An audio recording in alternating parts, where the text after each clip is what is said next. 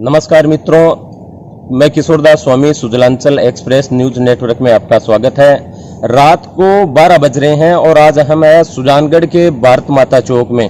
और भारत माता चौक में इसलिए है कि सुजानगढ़ का एक व्यक्ति, एक युवा पिछले 20 दिनों से सुजानगढ़ की समस्याओं को लेकर धरना दे रहा है, परंतु सुजानगढ़ जो सुजानगढ़ की यहाँ की सभ्यता, संस्कृति, संस्कारों और सुजानगढ़ की ईमानदारी और स्वाभिमान के लिए याद किया जाता है।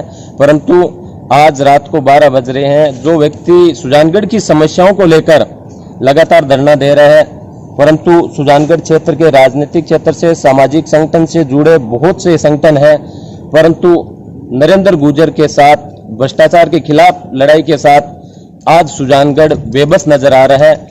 यहाँ की राजनीति पूरी तरह से भ्रष्टाचारियों के सामने नतमस्तक हो चुकी है और इस भ्रष्टाचार के दबदबे के दौर में किस प्रकार एक व्यक्ति लगातार 20 दिनों से धरना दे रहा है और 10 दिन से भूखा प्यासा रहकर भूख हड़ताल कर रहा है। आज हम पूरी चर्चा करेंगे।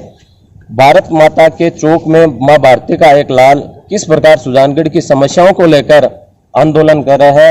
हमारे साथ हैं नरेंद्र जी गुर्जर, जो पूर्व में भारतीय जनता पार्टी युवा मोर्चा के अध्यक्ष रह चुके हैं और वर्तमान में आरएलपी पार्टी की युवा मोर्चा विंग के प्रदेश उपाध्यक्ष भी है।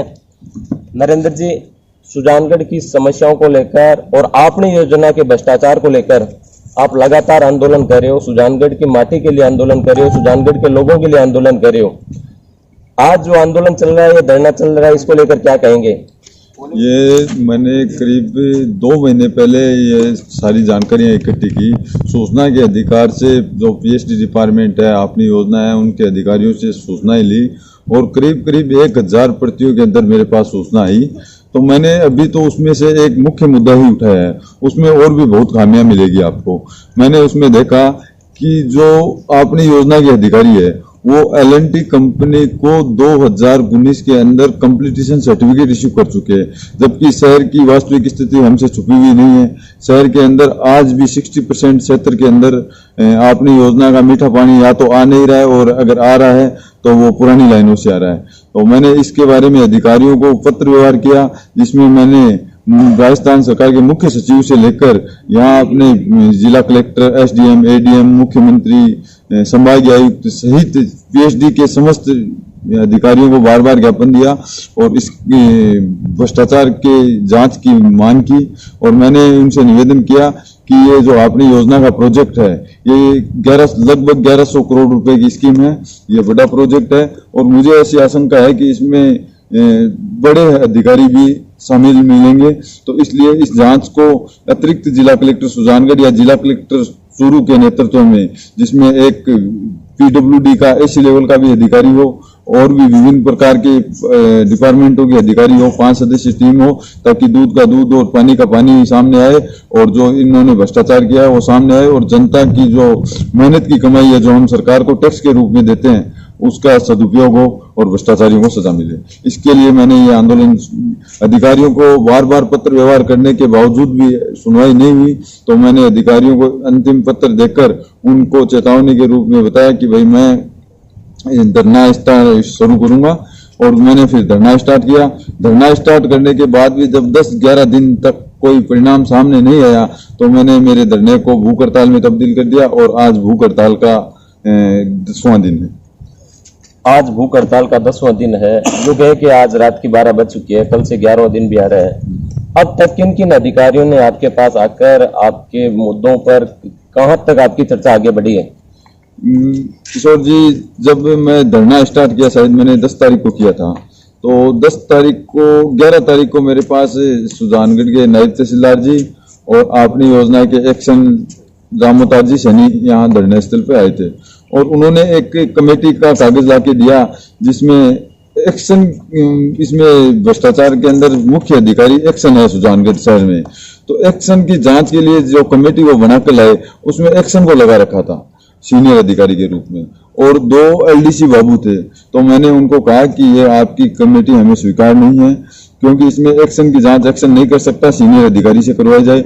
दूसरी बात मैंने उनको कहा कि हमारी मांग ये है कि प्रशासनिक अधिकारी चाहे तो वो अतिरिक्त जिला कलेक्टर सुजानगढ़ हो या जिला कलेक्टर चूरू हो, उनके नेतृत्व में टीम बनाई जाए। बाकी ये हमारे स्वीकार नहीं है। मैंने उनको उस दिन ठीक नायब तहसीलदार जी मुझे बोल कर गए कि ठीक है, मैं एडीएम साहब से बात करता हूँ, बात करके आपको बता देंगे। लेकिन उसके बाद आज दिन तक किसी भी अधिकारी से मेरी कोई चर्चा नहीं है, न कोई धरना स्थल पे आया, न मुझे कोई फोन किया, न कोई दाईवाइस मीडिया से मुझे कोई इन्फॉर्मेशन भेजी।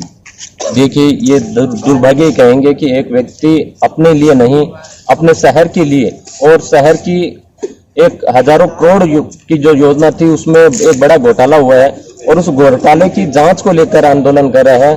परंतु अधिकारी यहाँ आने के बजाय बहुत सारे सामाजिक क्षेत्र और राजनीतिक क्षेत्र के लोग भी मुद्दे की राजनीति करने की बजाय नरेंद्र अकेला खड़ा है और इस भ्रष्टाचार की योजना से पड़ते उठे उसके लिए कोई आगे नहीं आ रहा है। बल्कि नरेंद्र जी, हमने सुना था कि एक दिन पहले रात्रि को कोई गाड़ी आई फिर आपको धमकी देकर गई है, ये क्या मामला चल रहा है? कौन लोग हैं जो आपके पीछे है?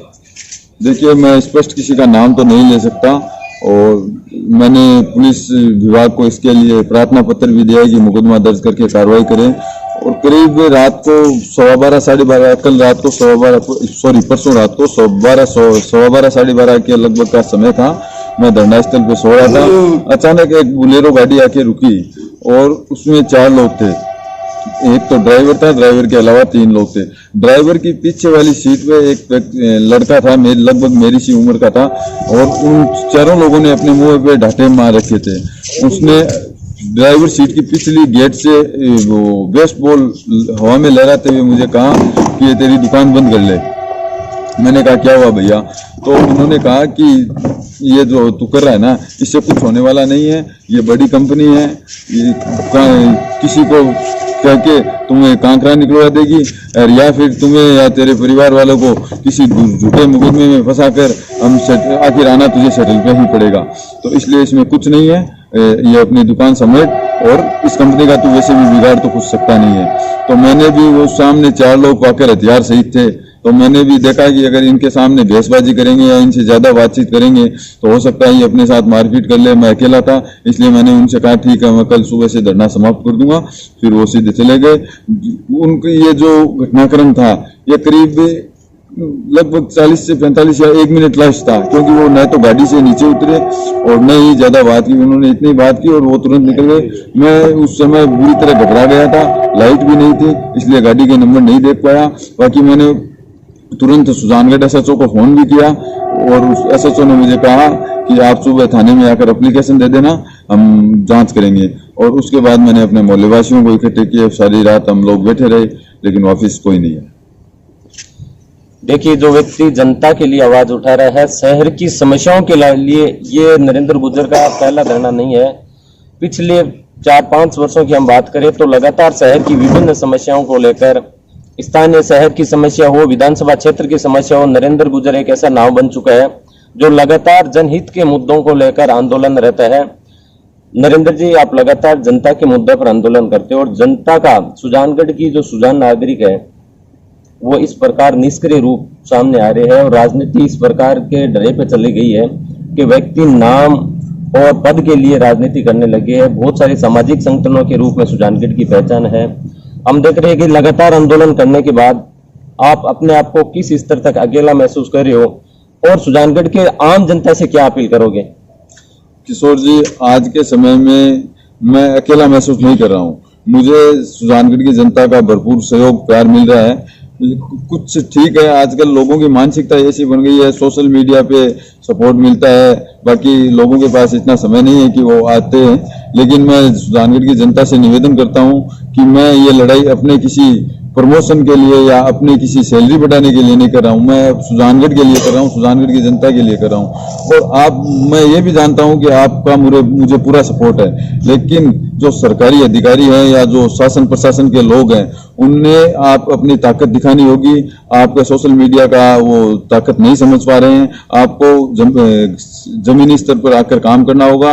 आजकल के समय में मैं ज्यादा अनुभव तो नहीं है, एक छोटा सा कार्यकर्ता हूं, लेकिन जैसा मुझे लगता है, मुझे ऐसा महसूस हो रहा है कि आजकल के जो लोग हैं वो राजनीति फील्ड में आकर बड़े नेताओं की चापलूसी या जिसको हम कह रहे हैं तेलालूनी, मारवाड़ी भाषा में तेलालूनी, वो करके आगे बढ़ने का प्रयास करते हैं, न कि जमीन पर काम करके। आज आप देख रहे हो ये मैंने आपने योजना का भ्रष्टाचार का मुद्दा उठाया है, इसके अंदर चलो कांग्रेस नहीं बोले तो समझ में आए क्योंकि वो सत्ता में है और सत्ता पक्ष हमेशा अपने अधिकारियों या कर्मचारियों को इसलिए बचाता रहता है कि हमारी सरकार की इमेज खराब ना हो। लेकिन भारतीय जनता पार्टी आज की तारीख में सुजानगढ़ में मुख्य विपक्षी दल है और भारतीय जनता पार्टी के नेताओं का चुप रहना और इस मुद्दे पे बिल्कुल भी नहीं रहना, नहीं बोलना, जबकि ये मुद्दा कोई छोटा नहीं है, ये प्रदेश लेवल का मुद्दा है और ये बहुत बड़ा भ्रष्टाचार है। तो ऐसे मुद्दे पर भी भारतीय जनता पार्टी के एक भी नेता का स्टेटमेंट नहीं आना, सपोर्ट नहीं करना या कांग्रेस को घेरना नहीं हमारी समझ से बाहर है। ये लोग केवल चापलूसी की राजनीति करना ही पसंद करते हैं। देखिए, निश्चित तौर पर आज की जो सुजानगढ़ की राजनीति है वो सिद्धांतों की राजनीति की बजाय गठजोड़ की राजनीति बन चुकी है। हर एक पार्टी के राजनेताओं की दूसरी पार्टियों के साथ जिस प्रकार का गठजोड़ का खेल धीरे धीरे सामने आ रहा है, उनकी परतें खुल रही है। यह निश्चित तौर पर सुजानगढ़ के नागरिकों के लिए सोचने वाला विषय है कि जिन राजनेताओं के दम पर हम अपने पड़ोसियों तक भी लड़ लेते हैं और वो राजनेता किस प्रकार इस मिलीभगती और सिद्धांत विहीन राजनीति के भेंट चढ़ते जा रहे हैं। नरेंद्र, देखिए, आप नरेंद्र गुर्जर जो घटना पूरी बता रहे थे, उसके बाद मोहल्ले के लोग रात को 12:30 बजे बाद भी देखिए चारों ओर सब मोहल्ले के लोग नरेंद्र के साथ हैं। हमारे साथ है पांडव सेना के शेर सिंह जी भाटी। शेर सिंह जी, नरेंद्र जी का आंदोलन लगातार चल रहा है, मोहल्ले का है और बात माता चौक में चल रही है और बात माता चौक की पहचान है कि रामेश्वर जी भाटी का घर और रामेश्वर जी की राजनीति का दौर था, वो एक सूचिता और सिद्धांतों की राजनीति थी, ईमानदारी की राजनीति थी।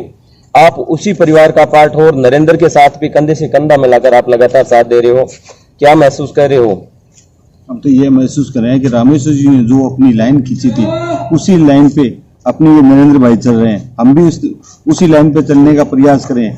और हम तो ये कह रहे हैं, जिस योजना का नाम अपनी योजना था जो जनता के लिए थी, लेकिन अधिकारियों और नेताओं ने अपनी योजना बना के ये जो भ्रष्टाचार किया है उसके खिलाफ ये नरेंद्र गुर्जर बैठा है, जिसके हम लोग पूरा मोहल्ला नहीं, पूरे सुजानगढ़ के कई सामाजिक संगठन भी इसके साथ में हैं और 2 दफा हमने पुतला दहन कर चुका है। अशोक गहलोत का भी किया है और अपना जो मनोज बोलते थे पिछले चुनाव में उसका भी पुतला दहन किया है। उसकी भी आंख नहीं खुली, नहीं तो उसने अभी तक किसी अपने प्रतिनिधिमंडल को नरेंद्र के पास भेजा कि भाई समस्या क्या है। उसके पिताजी के कार्यकाल में जो काम हुआ है, जो अपनी योजना चली थी, उसमें जो घोटाला, उसकी आवाज उठा रहे, फिर भी उसके समझ में नहीं आ रहा, क्योंकि चुनाव के समय तो वो 2-2, 3-3 दफे मिले थे लोगों से। वर्तमान में 19 दिन हो गए, किसी तरीके से संज्ञान नहीं ले पा रहे, किसी व्यक्ति को भेज के ये नहीं पूछ रहे कि नरेंद्र की समस्या क्या है, कारण क्या है, क्योंकि लगता है कि उनके पिताजी के कार्यकाल में जो घोटाला हुआ, हो सकता है उन लोगों ने अपने कारण से दबाया होगा तो वो उजागर ना हो, तो उनको ये भी डर लग रहा होगा कि ये घोटाला है, अब पब्लिक के सामने आएगा तो हमें नुकसान होगा। हम उनको ये कह देना चाहते हैं कि नेक्स्ट 2 साल के बाद में आपको इस मैदान में आना है और मनोज को कह देंगे कि तू जिस क्षेत्र में भी कहीं मीटिंग करेगा तो इस सवाल का जवाब देना पड़ेगा कि नरेंद्र जो 19 दिन या 20 दिन जो धरने पे बैठा था उसका जवाब देना पड़ेगा और ये भ्रष्टाचार तो उजागर होकर रहेगा, चाहे उस पर मनोज भी अपनी राजनीति कर ले, चाहे प्रदेश स्तर के नेता भी कर ले, चाहे ये जो प्रतिपक्षी जो नेता है हमारे अपने जो पूर्व में मंत्री थे खेमाराम जी, वो भी उनके साथ गांठ कर ले, लेकिन वो ये घोटाला जो है उजागर तो होगा। लेकिन निश्चित तौर पर ये सुजानगढ़ की जनता की आवाज है। नरेंद्र गुर्जर एक ऐसा नाम बनता जा रहा है कि वो व्यक्ति नहीं, सुजानगढ़ की आवाज को लेकर लगातार संघर्ष कर रहा है और सुजानगढ़ की राजनीतिक गठजोड़ का ही परिणाम है कि यहाँ जो भी अधिकारी आते हैं वो खुलेआम लूट मचाते हैं। उनको हर एक अधिकारी के दिलो दिमाग में ये बात आ गई है कि यहाँ लूट मचाओ और हिस्सेदारी दो, और उसी का परिणाम है कि प्राचीन गौरव और विरासत वाला सुजानगढ़ शहर आज दुर्दशा की भेंट चढ़ रहे हैं।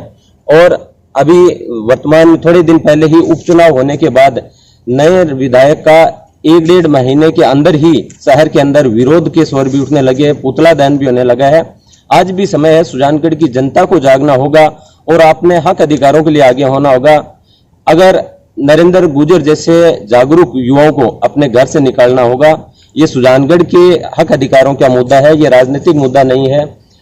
तो सुजानगढ़ की आन बान शान को बचाने के लिए, सुजानगढ़ को सक्षम और मजबूत बनाने के लिए, भ्रष्टाचार के खिलाफ जब भी जहां भी कोई भी व्यक्ति आंदोलन करे, निश्चित तौर पर सुजानगढ़ के शहरवासियों को उनको सपोर्ट करना चाहिए।